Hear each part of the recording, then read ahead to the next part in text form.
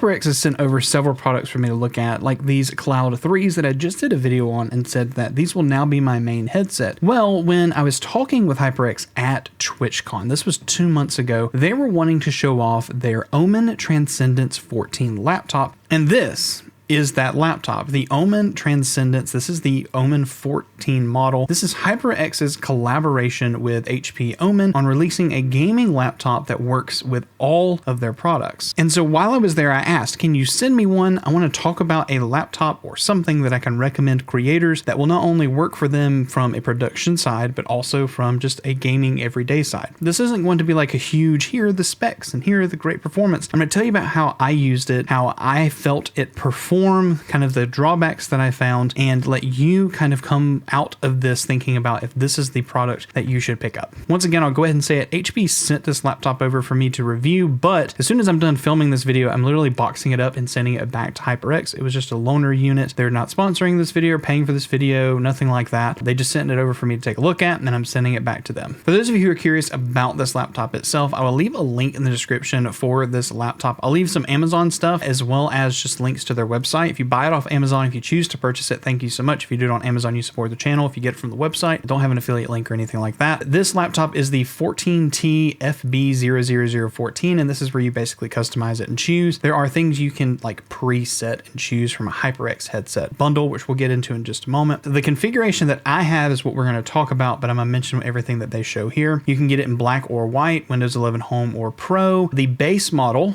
of this is the RTX 4050 laptop, which is a 6GB dedicated VRAM chip on the actual, like in the computer. For the processor, it is a Core Ultra 7 155H, which is a 16 core 22 thread processor. The one they sent me was the 4060 laptop with 8GB of VRAM, same processor. So it's still 16 cores, 22 threads. However, you can go with the Core Ultra 9 185H for 16 cores, 22 threads, just with a bigger boost. In my opinion, I don't see that as big of a benefit, but the extra gigabytes of RAM being 32 gigs, I do find as beneficial, but maybe not for the price. As for upgrading the unit and actually putting RAM in it, I'm sure that it is, but I'm not opening this unit just because it's a loaner. For the display, which we will talk about that in a minute, it is a 2.8K display, 2880 by 1800. It is an OLED, ultra wide viewing angles, which is UWVA, edge-to-edge glass, low blue light, HDR 500 nits, 14-inch diagonal. This is a beautiful display, and I don't know if it's going to show that well on camera. I hope so. Man, oh man, it is a gorgeous display, and I'm not even joking about that. Like, I looked at this display and then looked at my expensive $500 4K monitor and felt disappointed. For storage, the one they sent me had a 1 terabyte NVMe. It's a Gen 4. You can get it in 512 or 2 terabyte, and then you can get all the whole bunch of software, etc. I think it comes with Wi-Fi 6E. Yeah, Wi-Fi 6E and Bluetooth 5.3, but you can upgrade it to Wi-Fi 7 if you like. But what's really cool is they include a HyperX Cloud 3 wireless, this headset.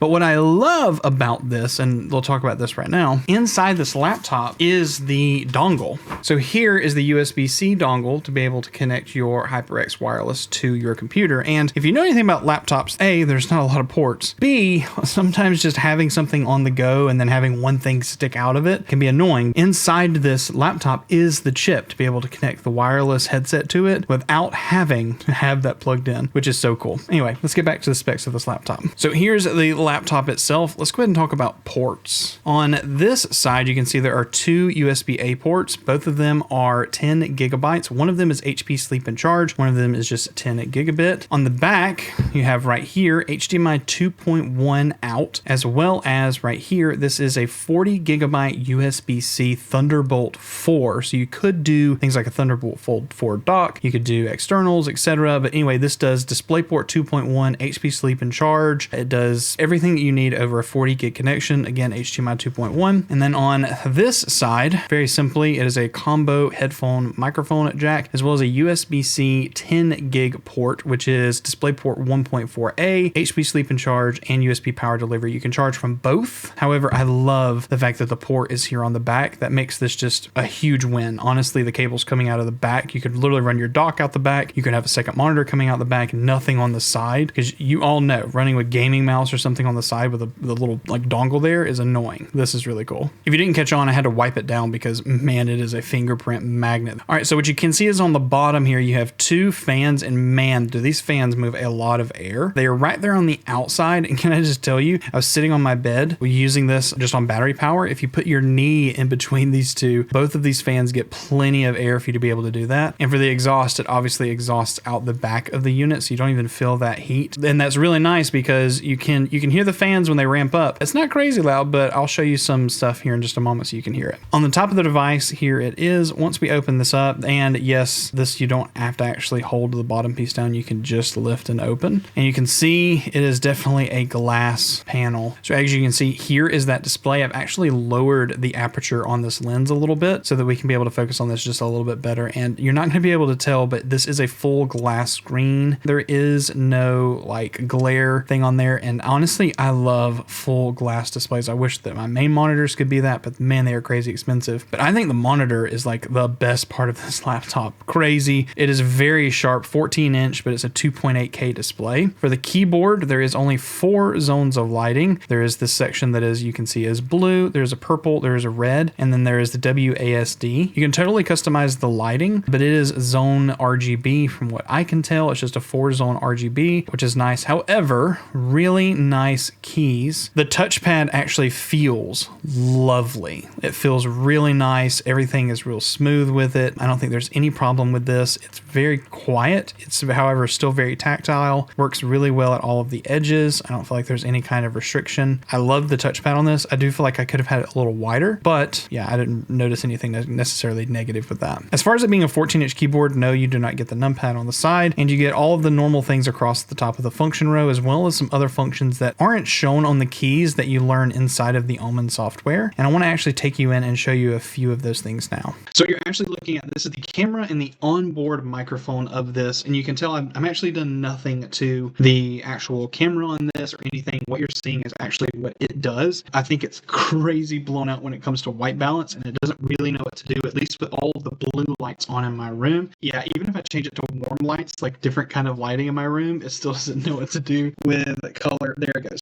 If I turn it just a little bit and go straight more into the key light, maybe. Anyway, this is what it sounds like or looks like with it just like this, at least. So what you're currently looking at right now is actually the Omen gaming hub that is installed on the device. And while sure, this is a whole bunch of things that you would kind of expect to just be other ways to sell you on things, boost your game performance, things like that, like kind of like NVIDIA does. That's what they've really done, is kind of fully integrate NVIDIA in this. And so I want to show you a couple things and then show you the system itself and how it works, because there are some really cool things you need to see. Number one, obviously it's going to go ahead and control like any of the games that you have. You can optimize the games that are here. I think all I've installed on here and been testing lately is New World. By the way, for those of you who are curious, I actually just monetized another channel in 34 days. Like, it now has ads running on it, full everything, 6 videos or 7 videos, nothing short related. Make sure you comment down below if you want to see how I monetized a YouTube channel in 34 days. Anyway, so what you can see here is for my games, you can see they've got GeForce Now. You can see it's very NVIDIA driven, obviously because it's got an NVIDIA graphics card in here, but you can see where you can actually go in here and optimize. You can launch, you can use this as a launcher, honestly. But then they've got deals, your gallery, you can do your optimizer, which is to kind of clean up your computer and make it faster. I don't really want to go over those because I think that's just a little gimmicky, but I do want to go over to Cam Voice Enhancer. So what you can see is inside Camera NVIDIA, you get all of these normal things, and all this is powered by NVIDIA Broadcast, which is the background removal stuff, auto frame and video noise removal. You can totally turn these on. You can go strong, remove a whole bunch of that like video noise. You can turn on background effects, remove yourself. And what this does is it gives you another video out that you can use in your other platforms for streaming, for video calls, whatever the case, to have the broadcast stuff without actually downloading NVIDIA Broadcast. And then for voice, you can go ahead and control your microphone and do noise removal or room echo removal. It's kind of the same thing that you're going to get again from Broadcast. You can test these and use these, and these are great options. Just know that it does add system resources by doing either one of these. And if you're going to be gaming as well as streaming from the same laptop, I wouldn't necessarily prioritize these as much as positioning yourself and doing good camera technique as well as good audio technique. However, if you have the resources left on the laptop while you're still doing both of those tasks, they are pretty awesome to use if you have the resources. And here's the actual actual like system vitals of this machine, and this is in the gaming hub. You can see that you have system vitals, performance, lighting, graphics, power options, network booster, key assignments, everything from the Omen Gaming Hub software. And honestly, I think this is the part that I was pretty excited about because it kind of keeps everything in one place. So what I want to do is actually go through performance control and show you that there are 3 different options. There is Eco that you can make automatically turn on whenever you're on battery, which is actually what I was on a few minutes ago. You can do balanced or performance, where it'll prioritize and actually move how your GPU as well as your CPU goes to boost clocks, so that it actually controls the temperatures. Here at the bottom, you can see the CPU's at 60, the GPU's at 47. It will control how much the clock goes up to actually make that temperature go higher based upon what you choose here. So if you're gaming, choose performance. If it's plugged in, if you're not worried about that fan noise or whatever the case, put it on performance and have fun. But if you're out and about and not plugged into anything, it'll go over to eco mode, and even another option, which I'll show you in a moment. So to easily control this, you can actually open the software and do this, or on the device, you can actually hit function P and it'll pop up this overlay where you can actually go in between eco, performance, or balanced by just hitting those and toggle in between the performance profiles. You can also do Shift F2 to pop up this overlay switcher, which is also really nice, and you can pin these showing your CPU stats, GPU stats, frame rates, all of the stuff. You can pin these and be able to change your profiles at any time. You can switch your fan speed at any time and keep this on top of the screen to be able to just have this available wherever you want. You also get full control of the fan. You can click max, which is what I'm going to click right now. That's the ambient sound, if you can hear how loud it's going to be. That's the fan here. I'll move my microphone that way. It's got some sound, but it's not something that is actually unpleasant to hear, if I'm being honest. And at 6,000 RPMs for those fans, it pulls a lot of air and pushes a lot of the thermals out the back. I do think that this could benefit by being propped up a little bit just because it's pulling that much air. However, I don't think it's a requirement. I would assume that if you prop it up, the less amount of thermal headroom you're going to have, the better. You also have auto, which is where it just has its own built-in profile, but if you want to control it yourself, you can actually do a manual profile and do that yourself from here, which is really cool. And you can kind of keep that as a low profile or as a high profile, depending on what your auditory needs are for your fan, and if you feel like your temperatures are in check. For the lighting, this is where you're able to control those 4 zones of the lighting for the keyboard. For graphics switcher, this is the one that's really cool. Those of you who know laptops and know gaming laptops, they don't last very long on battery, and in my testing, it was about a minute per percentage. I've gamed for about 50 minutes playing New World actually earlier today, and I went from 80% all the way down to 30% in those 50 minutes, and I felt like that was pretty reasonable. And I was playing at 2880 at high graphics with FSR on at 60 FPS. It looked really great, looked awesome. I'll show you some footage of that. It looked great. I thought that it actually played really well. However, I don't think you're going to get any more than maybe an hour, hour and a half out of a AAA title, and that's an older title as of today. I think if you played some games that are less demanding, you know, your mileage may vary depending on what you're doing. But with this, you can actually click integrated graphics only, and it'll ask you to reboot, and it will disable the NVIDIA graphics, and you'll use only the ARC graphics that are on the actual Intel chip. If you're just doing like web browsing and tasks like that, and you just want longevity of battery, then this is totally what you can do, and a simple restart will make it to where you have so much more battery life. It doesn't change the way the computer acts. It just makes it to where you don't have that discrete GPU sucking up all that power if you want it. Now, to be completely fair about this laptop, I think that number one, this display is crazy good. It is very bright. It's not even at the brightest that it is right now. If you're a person who knows Macs and knows what a Mac display looks like, or even some of the more higher end Windows displays, I feel like this on par or not beats a Mac display. And not only is it very vibrant, it looks amazing. I mean, genuinely like thumbs up on this display HP. The keys themselves feel wonderful. They have more of a mechanical key rounded on the side feel, and they feel very just nice and clicky. However, they are very quiet. So I don't feel like there's going to be any kind of situation where you feel like you're going to be too loud, and you can totally just turn off the lights, and it is discreet enough to where it doesn't feel like a typical gaming laptop. Just from a simple key press,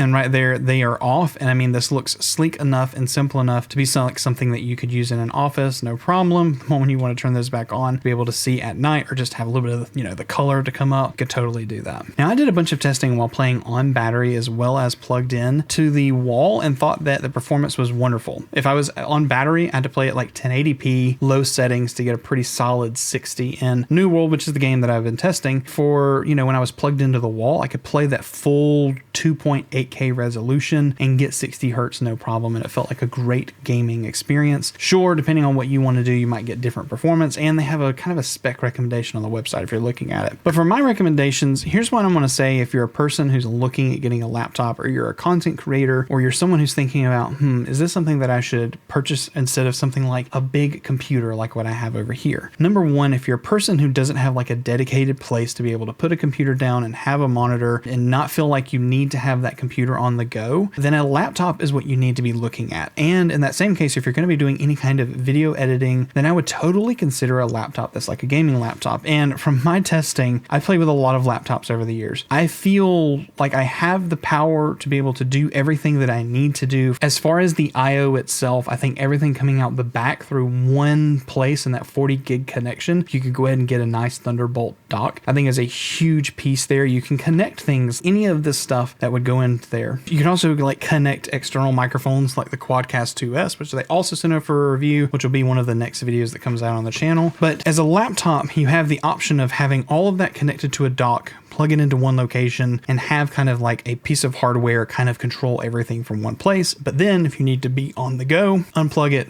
and you're gone. But from a performance standpoint, would I recommend that you spend $1,500 on a gaming laptop as well as a headset, especially when this gaming laptop comes with a RTX 4060 and basically a i7 Core 7, right? I think the answer is, if you need portability, this is actually a really awesome value for what you're getting. The headphone piece being included in here makes it to where you're going to have wireless headphones going. But in the same case, as a laptop, is it going to be something that's going to power everything that you need? If you're needing a computer that is going to power a streaming setup for a console, or if you're going to be doing gaming and want to be able to do Twitch streaming, and you're gaming on things that are not like Wukong or 2077 at like top end ray tracing, I mean, understand your stuff that you still have an RTX 4060, and especially as a laptop version of that chip. So make sure you understand expectations there. But if you're just using it for capturing, this is going to be like the perfect PC. It's great because you can literally have a webcam included. You can connect a microphone. You could use the microphone on board. You could get started with one device, be able to edit, take it around, do what you want, even use it for schoolwork, business work, whatever the case. So one of the things with a laptop that you have to be worried about is if you carry it around a whole bunch, there's the chance that it could be broken. And the other thing with laptops is the fan noise. I think that the fan noise on this is actually not, it gets loud, but it's not like an ugly sounding loud, if that makes sense. Another thing is this laptop specifically is and you can see I've just been barely touching it. It is a fingerprint